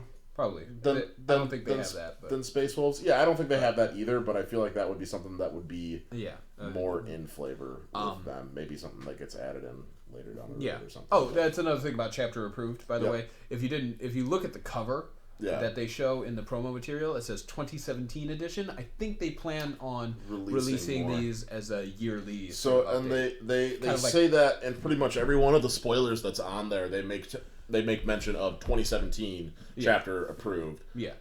Everywhere. So I'm assuming that this is going to be the first of a few that we're going to get. It's kind of like a big patch to the game, which is interesting, and an interesting philosophy that you don't... I dig it. Yeah, that you don't really see in tabletop gaming until a couple years ago, where they can just straight patch things, right? Freaking War Machine, right? With the with the War Room app, right? Yeah. They literally just patch things because they just use they know most people use the app for their lists, so they just change the profiles on the app. Really? And that's what's one of the ways that things have changed. It's unfortunate that 40K doesn't have that kind of a support base. They said before the release of 8th edition that they were going to make their own version, they make their own web list creator. You know it's going to cost like $15 though. I mean, I'm not saying anything on that, but they did say that they were going to do that. I mean, well, so taking precedent from Privateer Press again, and also Age of Sigmar. Yeah. One of the things that they did is they released these apps, and the app is free, but some things cost money. So if you wanted access to all of, and this is going to Privateer Press, if you wanted access to all of the Protectorate of Menoth units, you had to buy the Protectorate of Menoth pack from that app, right? Of course. Right, but of course, and you know what? I'm not gonna begrudge people for doing that because they are providing a service, and just, But are the question is it a better service than something that already exists for free elsewhere? Right. That's the trouble, right? That's the trouble is how do you make how do you make that more worthwhile, right? So as a War Room as opposed to a free app for 40K. So like the thing is, I would honestly rather have something where it was, $5 or $10, or 15 even, right? And you pay for the app and you have access to everything. Okay. I'd be a lot happier with something like that versus like, okay, the app is free. Right. Oh, you want to play Chaos Space Marines? Yeah. Give us $5. Yeah. Oh, you want to play Thousand Suns? Give us $5. Oh, you want to play Chaos Demons? Give us $5. Yeah. So the number of factions within 40K would make that more difficult. But if you could unlock them as a whole pack, right? Like, Forces of Chaos. Forces of Chaos, $30, right? Like, and then whenever Chaos stuff. So the thing that an official sort of app would have over a free app that is community driven is speed. Right. Right. And when I mean speed of updates, right? So like we're having a bunch of unit cost changes happen in chapter approved. Yeah. Right. If Games Workshop had their own app out, they could just go boop boop boop done. Right. All of the changes got released the same day as chapter approved. Right. As opposed to like a week later after the community has caught up. Right. Right. And I think that would be the big advantage. And I think that would be a significant enough advantage. Probably not to kill free stuff. Right. But definitely put a dent in their market. And I mean, a guy like me, right, where like... It really kind of depends on how often you're playing 40K, though. If it's something that you're playing every single week, then yeah. But if it's something that you're only playing like once or twice a month, the free stuff's still gonna it'll still be there. Yeah, it'll still do the job. Right.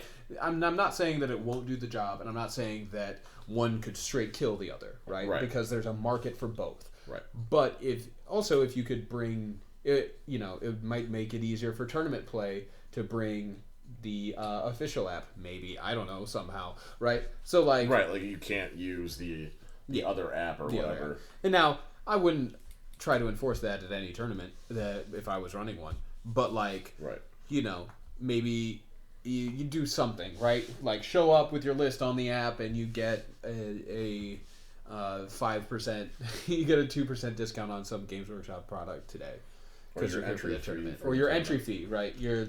We knock some cash off your entry fee for the tourney or something like that, and then people will use it and they'll keep it up to date, and that's that's a good thing. Now, War Room specifically has a thing that other apps don't, and wouldn't apply to... Well, actually, it could apply to 40K, right? Yeah. So, like, if 40K's app used a wound tracker that was in-app, I would use it. Yeah. For sure.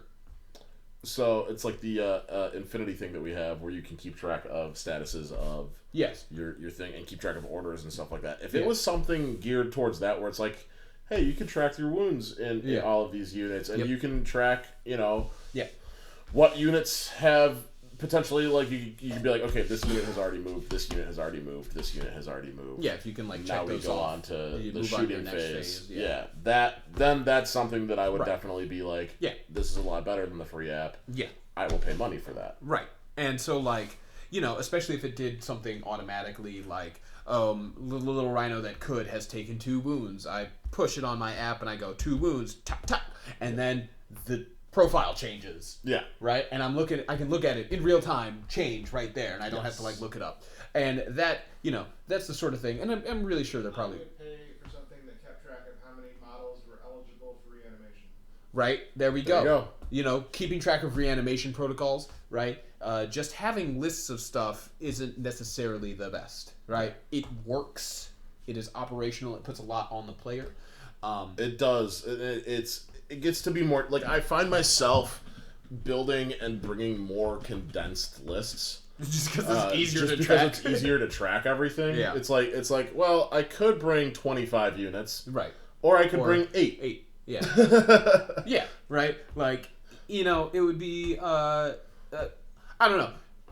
They may be working on it. Right. I do not doubt that there is some effort being put towards this sort of thing, and maybe somebody will look at this and go, "Oh, those are great sounding features, guys," and do something with it. And awesome. I hope so. But I just want a good product, right? In the end, I just want a good product. Yeah. I don't care too much about... I want a good product, and I'll take it a step further. I want a good product that I pay a flat price for. Right. I don't want a good product where it's pay for in-app features. Right. Yes.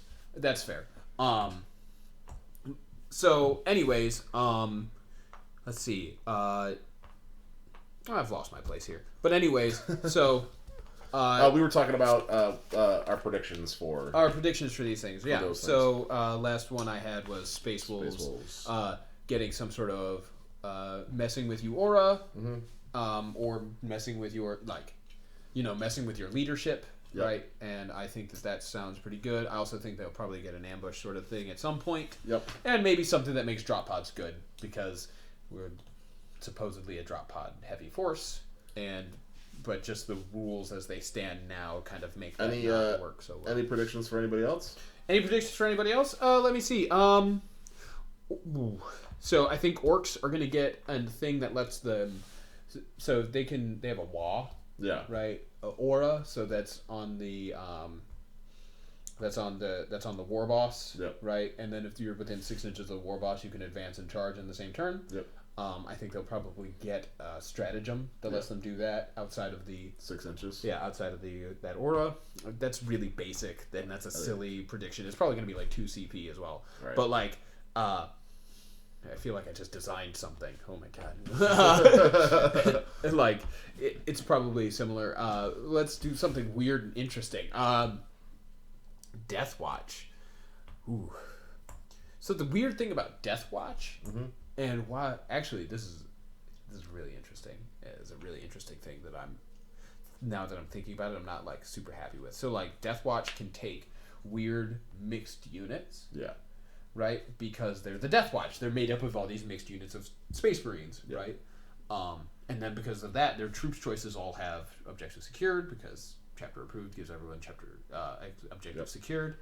And like, oh man. Just as a note, that means that you're probably going to see a bunch of bikes with objective secured with black armor and silver arms, right? Like, because bikes with objective secured, it's a thing. It's a thing. And like, I really wanted White Scars to have it. Now Death Watch will have it basically because they can take a bunch of bikes in their fucking troops choices. Hooray! Hooray! Oop, and I dropped the one F-bomb that I wanted for the entire cast. Hey, we made it like an hour 45 before it happened, so That's true. So Death Watch. I can't. So my problem with the Death Watch is that the lack of unifying theme, right? But I can imagine something kind of like a warlord trait that gives them death to the false emperor, Okay. right? But against Xenos. So any Xenos unit. Yeah, because the Death Watch is kind of like the Ordo Xenos version of the Grey Watch. Yeah. Or the Grey Hunt or Grey Knights. Yeah. Grey Watch. Yeah. Right? Isn't that interesting? That would be interesting. You know, maybe even as a stratagem. Yeah. I could see it as either or maybe both. More attacks against Xenos. Yeah. Yep. I could see that. Yeah. I could definitely see that. Dark Eldar will probably have some dumb stuff about like losing wounds and then getting better. It's probably going to be in the Warlord trait. Yeah. They're probably like the Warlord loses wounds and then he like gets to murder people more, gets more attacks. What do you got any predictions for Gene Stealer cults? Gene Stealer cults?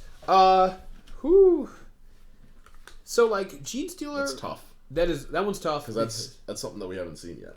Yeah, right. And the Gene Stealer cults stuff that I have seen has actually just been like low key Astra Militarum stuff. Right. Right.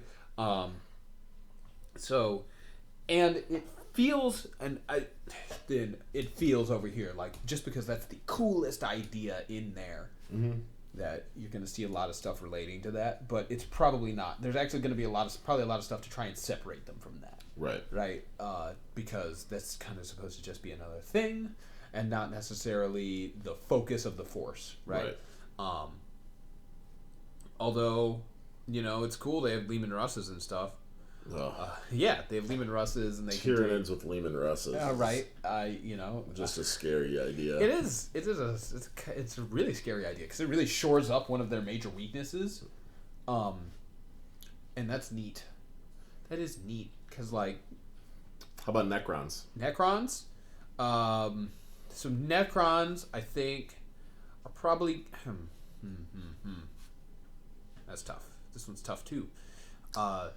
I would say something to go along with their reanimation protocols. Okay. As a stratagem. Yeah.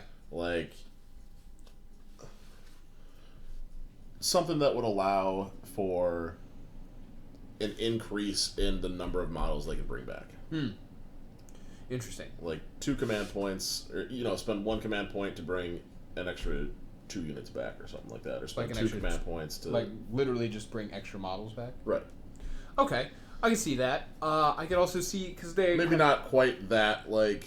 So they also have OP, but something in those lines. Yeah. So they have some fluff.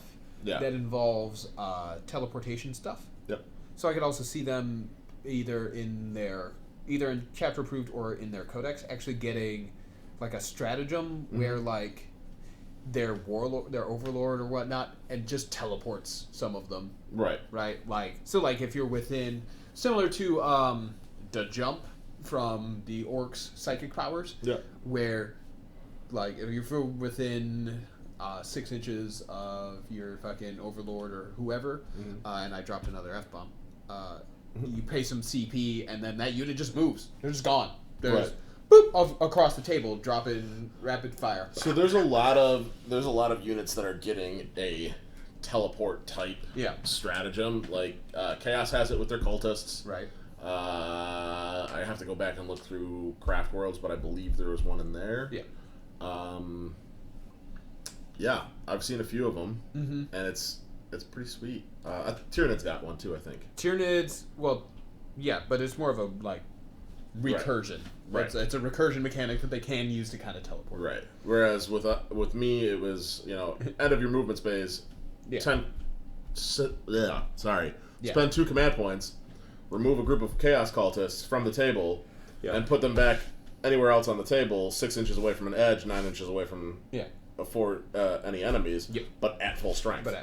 Yeah. So yours is more. So whereas the Tyrannid's got a recursion that they can teleport, you got to teleport where you can recurse. Right.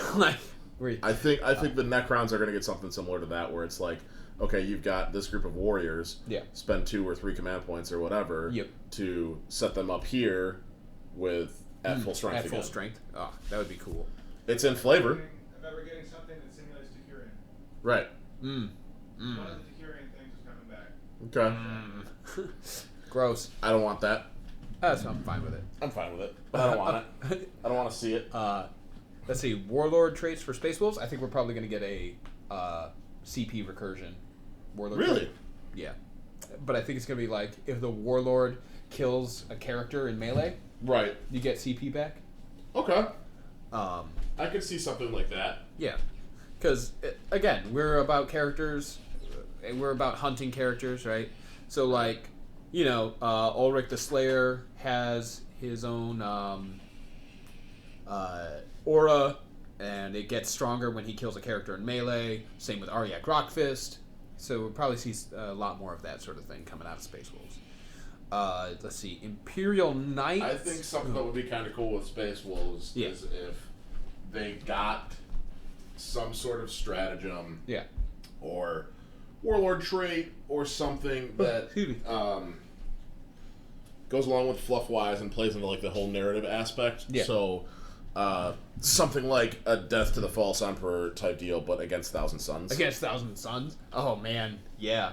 That would be really cool. Where, like, we're attacking Thousand Suns in melee. We hate those bastards.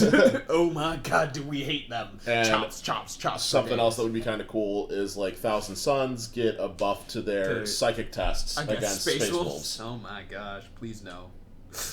I think that would be amazing. It would be very cool. That's a very cool idea. It's also a very fluff idea. Yeah. And I like fluff. You know what? Let's see. What the? I'm 30% fluff.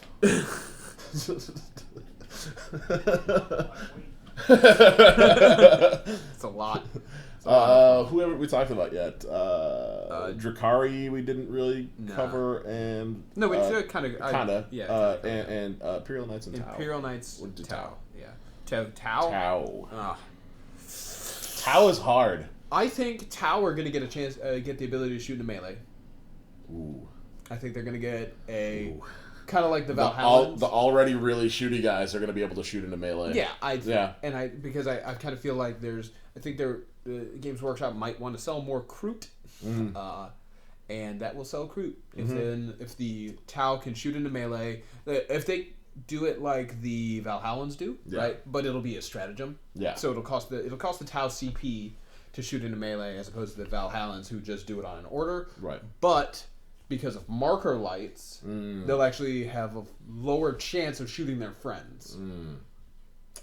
Yeah. Yeah, that would be oh, man. Right? I could see that being a Tau thing. Right? I could see not wanting to have that used against me. Fair. Same. I don't want it. Yeah, I don't want it. Especially because charging into them would be my answer to the Tau. Like, Tower here. Okay, well, I have a chainsword, so bye, guys. Yeah. my answer to the Tau would probably just smite. Zap, zap, zap, zap, zap. My answer to the Tau is Magnus the Red. Okay. I mean, Lords of War are generally an answer. Imperial Knights, what are you thinking? What am I thinking for Imperial Knights? Oh, man. Wow. That was tough. I'm thinking they might get some sort of stratagem to repair. I don't think that... There's not a lot of stuff that cross Imperium that can repair. I think the Adeptus Mechanicus might be able to repair Knights, but I don't know off of the top of my head. You guys have something now, though, right? Or at least Space Wolf somebody does, where it's for your tanks and things, you re-roll, or you roll a die, and on a 6 it heals a wound or something like that. Yeah, that's Rhinos. Yeah. Rhinos just do that. Yeah. I could see something like that, but being an automatic kind of thing, possibly. So, like, Chaos used to have it for all of their vehicles in 7th edition, where it was roll a d6 on a 5+, they heal a wound, where now it's anything that's a Demon Forge vehicle, just heals a wound at the start of your turn. I could see that as well, but again, I think it'll probably be a stratagem or a warlord trait. Not a relic, or maybe a relic that does it actually. Like, so you can make this like beefy Imperial Knight that just isn't like dying easily because it's carrying, like, I don't know, some kind of crew. Right. I don't know what to call it, but yeah, I can see that for sure. Whew. All right. And I think we talked about everybody and everything. I think we did. Yeah. So sweet. Yeah. Okay. Let us know in the comments about your predictions or what you guys think that you're gonna see or what you want to see out of Chapter Approved and what do you see the upcoming codexes. Yeah. What do you want to see out of your codex? What relics do you think are interesting? What sort of fluff do you want to see? Would it be cool if Chapter Approved advanced the lore? Yeah. Maybe told a little bit more of the story of the Indomitus Crusade and how that is happening across what remains of the Imperium. And what the hell is going on with Cypher? And what is going on with Cypher? I really think that Codex Dark Angels is going to have a lot of that about him. So anyways, like it if you do. Comment if you want. Actually, don't just comment, please, even if you don't really want to. And we'll see you here. Hit the subscribe button. You, too, can live in your mom's basement.